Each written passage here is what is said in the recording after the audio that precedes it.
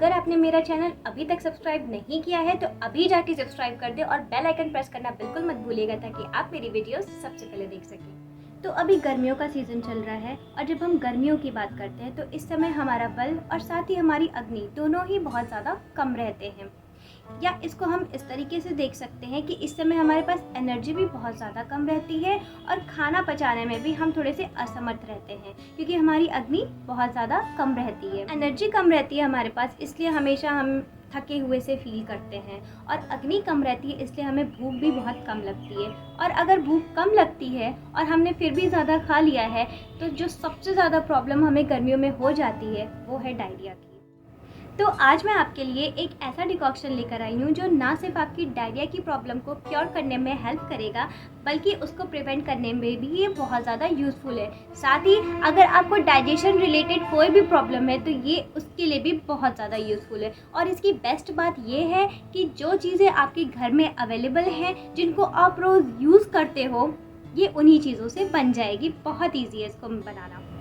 तो देखा जाए तो डायरिया को लेम भाषा में दस्त के नाम से जाना जाता है। It is basically passage of loose stool for more than 2 to 3 times in a day. मतलब कि अगर एक व्यक्ति 2 से 3 बार लूज स्टूल्स को पास कर रहा है एक दिन में तो उसे हम डायरिया कहेंगे। तो जैसे कि मैंने बोला गर्मियों में हमारी अग्नि बहुत ज़्यादा मंद हो जाती है। क्योंकि फ़िलहाल हम गर्मी की ही बात कर रहे हैं तो हम उसी के हिसाब से चलेंगे और अभी का जो हमारा निदान है हम उसी पे वर्क करेंगे। तो होता क्या है कि हमारी अग्नि मंद हो जाती है और हम खाते हैं तो हमें इंडाइजेशन हो जाता है। ऐसा क्यों होता है? क्योंकि हमारी अग्नि मंद रहती है और जो खाया हुआ खाना है उसको अच्छे से वो पचा नहीं पाती है जिसकी वजह से टॉक्सिन्स बनते हैं जिसे हम आमरस कह सकते हैं। और उन टॉक्सिन्स की वजह से इन्फेक्शंस हो जाते हैं गट में जिसकी वजह से वहाँ की जो पेरिस्टालसिस मूवमेंट है यानी कि जो वेस्ट प्रोडक्ट है उसको निकालने की जो मूवमेंट है वो बढ़ जाती है। Because our body has some special mechanisms for fighting against infections. और अगर हमारी बॉडी को वो चीज़ नहीं सही लगती है तो वो तुरंत अपने शरीर से बाहर निकाल देना चाहती है। So that's why peristalsis movement increase हो जाते हैं और जो वाटरी सब्सटेंस है along with the waste food material वो सब कुछ बाहर आने लगता है। तो this leads to diarrhoea. Basically अगर देखा जाए तो इसका कारण क्या हुआ कि या तो हमने खाया था अभी और दोबारा से खा लिया, वो खाना पचा भी नहीं था उसकी वजह से टॉक्सिन्स बने, या फिर हमने बहुत ज़्यादा खा लिया तो टॉक्सिन्स बने, या फिर हमारी अग्नि ऑटोमेटिकली बहुत ज़्यादा मंद है किसी भी वजह से, किसी भी रीज़न की वजह से, या तो हम बीमार हों या फिर हम ठीक से खा पी ना रहे हों उसकी वजह से भी हमारी अग्नि मंद हो जाती है। If you skip your meals for 2 to 3 times तो फिर भी आपकी अग्नि जो होती है वो मंद हो जाती है जिसकी वजह से टॉक्सिन्स बनने लगते हैं बॉडी में। तो बेसिकली हमें यहाँ करना क्या है?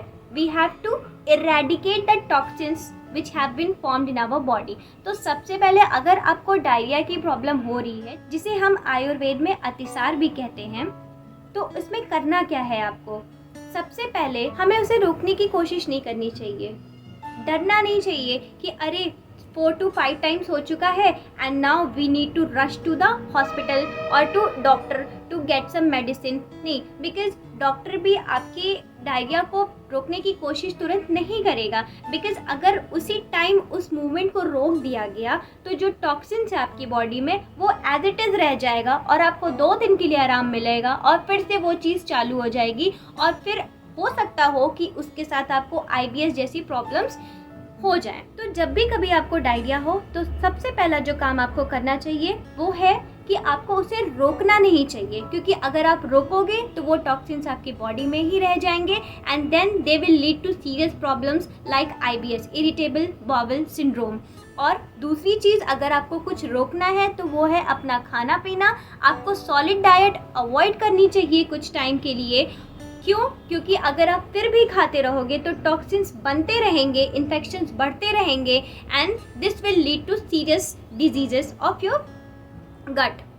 ओके, एंड तीसरी चीज़ जो आपको करनी है वो ये है कि आपको केवल लिक्विड डाइट पे रहना है। क्यों? क्योंकि आपको अपना हाइड्रेशन मेंटेन रखना है, आपको अपनी बॉडी को हाइड्रेटेड रखना है। जब बॉडी को हाइड्रेटेड रखने की बात होती है तो हम अक्सर देखते हैं ORS पीते हैं या इलेक्ट्रॉल पीते हैं ताकि हमारी बॉडी हाइड्रेटेड रहे और हमारे अंदर इलेक्ट्रोलाइट्स की कमी ना हो। तो why not pick up something more interesting and more valuable and more beneficial using some Ayurvedic द्रव्य। जैसे कि हमारे घर में जो चीज़ें उपलब्ध हैं, क्यों ना हम उससे कोई डिकॉक्शन बनाएं और ना ही वो पीने में अच्छा लगे बल्कि वो आपकी डायरिया को क्योर करने में भी यूज़फुल हो। Because yes, electrolytes are good for our body, because हम बहुत ज़्यादा कुछ पानी खो चुके रहते हैं तो हमें उसे मेंटेन करने के लिए, रीइंस्टॉल करने के लिए ज़रूरत पड़ती है। That is very good, but they actually don't cure. तो क्यों ना हम एक ऐसा डिकॉक्शन बनाएं जो आपको दोनों चीज़ दे सके, जो आपकी बॉडी को हाइड्रेटेड भी रख सके और साथ ही आपकी डायरिया को भी क्योर करने में बहुत ज़्यादा यूज़फुल हो। तो चलिए देखते हैं वो क्या है और उसके इंग्रेडिएंट्स क्या क्या हैं। तो इस डिकॉक्शन को बनाने के लिए मैंने जो 2 चीज़ें यूज़ की हैं उनमें से एक है जीरा और दूसरा कोरिएंडर यानी कि धनिया। तो धनिया की मैंने पत्तियाँ भी यूज़ की हैं और साथ ही बीज भी यूज़ किए हैं, क्योंकि दोनों के अपने अपने प्रॉपर्टीज़ होती हैं। तो चलिए जानते हैं कि इनकी क्या प्रॉपर्टीज़ हैं और इस डिकॉक्शन को मैंने कैसे बनाया। सबसे पहला द्रव्य जो मैंने यूज़ किया है वो है जीरा। ये हर घर में ही मसाले की तरह पाया जाता है। इसकी जो सबसे पहली प्रॉपर्टी है वो ये है कि इट एड्स इन डाइजेशन में हेल्प करने के साथ साथ इसके अंदर फ्लेवोनॉइड नाम का एक कंपाउंड पाया जाता है जो कि एंटीऑक्सीडेंट की तरह काम करता है। तो it helps in removing toxins from our body. Besides it also acts as an strong anti inflammatory agent. साथ ही ब्लड कोलेस्ट्रॉल लेवल को भी मैनेज करने में ये बहुत अच्छा रोल निभाता है। दूसरा द्रव्य है धनिया के बीज यानी कि कोरिएंडर सीड्स। तो लोअर ब्लड शुगर और बैड कोलेस्ट्रॉल लेवल को मेंटेन करने के अलावा इसका जो दूसरा सबसे बड़ा हेल्थ बेनिफिट है वो ये है कि it promotes the gut health by promoting the digestion by fighting the infection. So it has also got antimicrobial properties. Besides, it has also got antioxidant properties and anti-inflammatory properties, and it is very easy to add to your diet. जीरा और धनिया के बीज के अलावा मैंने धनिया की पत्तियां भी यूज़ की हैं। क्यों? क्योंकि धनिया की पत्ती केवल ऐड करने से एक तो हमारा डिकॉक्शन का जो फ्लेवर है, टेस्ट है, वो थोड़ा अलग हो जाता है, अलग ही स्मेल करता है और जो पेशेंट होता है उसको पीने में भी थोड़ा अच्छा लगता है।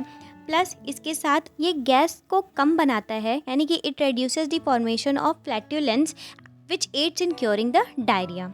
तो चलिए देखते हैं इस डिकॉक्शन को कैसे बनाना है। तो सबसे पहले एक पैन लीजिए, उसमें 1 लीटर तक पानी डाल दीजिए। 1 चम्मच जीरा डाल के थोड़ा सा धनिया पत्ती डाल के उसको बॉईल होने दीजिए। जब थोड़ा कलर आ जाए तो उसमें धनिया के बीज ऐड कर दीजिए। मैंने धनिया के बीज इसलिए बाद में ऐड किए क्योंकि ज़्यादा अगर धनिया के बीज को उबाल दिया जाए या फिर बहुत ज़्यादा हम उसको यूज़ कर रहे हैं अगर अपनी डाइट में, तो it may affect our liver. तो इसलिए धनिया की पत्तियां ही ज़्यादा हमें यूज़ करनी चाहिए अपने डाइट में भी। जब ये आधा उबल जाए तो उसे छान कर हमें इस तरीके से ढक के रख देना है और फिर जब भी हमें ज़रूरत पड़े, जब भी प्यास लगे या पेशेंट को जब भी देना है, हल्का सा गुनगुना करके आधी ग्लास के करीब इस तरीके से आप इस डिकॉक्शन को बना सकते हैं। इस ड्रिंक को पीने के लिए क्या सही टाइम है, कैसे पियेंगे, ये मैं आपको बताती हूँ। तो जैसा कि मैंने कहा, आपको डायरिया हो रखी है, आपको सॉलिड नहीं लेना है, सॉलिड फूड नहीं खाना है, तो आपको करना क्या है, 3 से 4 बार जब भी आपको प्यास लगे आप इस ड्रिंक को थोड़ा सा गर्म करके पी लो। बहुत ज़्यादा गर्म नहीं करना है, हल्का गुनगुना करके इस ड्रिंक को आपको पीना है, क्योंकि जैसा कि हम जानते हैं ठंडा पानी अगर हम पीते हैं तो वो पेरिस्टाल्सिस मूवमेंट को और ज़्यादा इंक्रीज़ करेगा और हमारा डायरिया क्योर होने के बजाय और ज़्यादा ख़राब हो जाएगा। तो इसलिए हमें क्योर करना है, और अगर बहुत ज़्यादा हम गर्म पानी यूज़ करते हैं तो that is also going to affect us. तो इसलिए हमें हल्का गुनगुना डिकॉक्शन पीना है जब भी हमें प्यास लगेगी। ये डिकॉक्शन पीने के बाद ना ही आपको सेटिस्फाइंग लगेगा बल्कि आपको साथ में ये भी लगेगा कि yes, your diarrhoea is getting better, it is improving. साथ ही अगर आपको IBS के भी सिम्टम्स हैं तो मैं ये नहीं कहूँगी कि आप पूरे टाइम खाना ही मत खाओ, बट अवॉइड बाहर का जो भी खाना है उसको मत खाइए। और साथ ही इस डिकॉक्शन को अगर आप पीते हो तो इसको आपको दिन में 3 से 4 बार ऐसे ही पीना है। नॉर्मल खाने के साथ आप अपना खाना पीना कंटिन्यू करो, लेकिन इस ड्रिंक को भी आप साथ में 3 से 4 बार अगर आपको टाइम मिल रहा है तो ज़रूर पीजिए, हल्का सा गुनगुना करके। It is going to be very beneficial for your stomach. तो देखा जाए तो ये ड्रिंक ना ही सिर्फ डायरिया में काम करता है, बल्कि अगर आपको इनडाइजेशन हो रहा है, नोज़िया है, कॉन्स्टिपेशन की प्रॉब्लम है, you are suffering from IBS, then this decoction is very beneficial. इस डिकॉक्शन को बनाने के लिए मैंने सिर्फ जीरा और धनिया का यूज़ किया है। अगर आपको ऐसा लग रहा है कि आपका डायरिया थोड़ा ज़्यादा सीवियर है, आप 6-7 बार से ज़्यादा जा चुके हैं, तो आप इसमें अदरक का छोटा सा टुकड़ा डाल दीजिए जब आप डिकॉक्शन बना रहे होंगे उसी वक्त। जब ये बॉयल हो जाए, boil it to half, and उसके बाद आप इसको उसी तरीके से पीजिए जिस तरीके से आप जीरा और धनिया का पानी पी रहे हैं, हल्का सा गुनगुना करके। ये ड्रिंक इतना अच्छा है कि ये ना सिर्फ आपकी डाइजेशन की प्रॉब्लम्स को क्योर करने में हेल्प करता है, बल्कि आपको अगर साथ में कहीं पे इन्फ्लामेशन की भी कोई प्रॉब्लम हो रही है तो ये उसके लिए भी बहुत ज़्यादा बेनिफिशियल है, बिकॉज एज आई सेड कि जीरा और धनिया ये दोनों एंटी इन्फ्लामेटरीज होते हैं और साथ ही बहुत अच्छे एंटीऑक्सीडेंट्स होते हैं, तो आप इसको एज एन एंटीऑक्सीडेंट्स भी यूज़ कर सकते हो। तो आई होप आपको ये वीडियो अच्छी लगी, यूज़फुल लगी, और अगर यूज़फुल लगी तो do share it with your friends because I need your support. Thank you so much.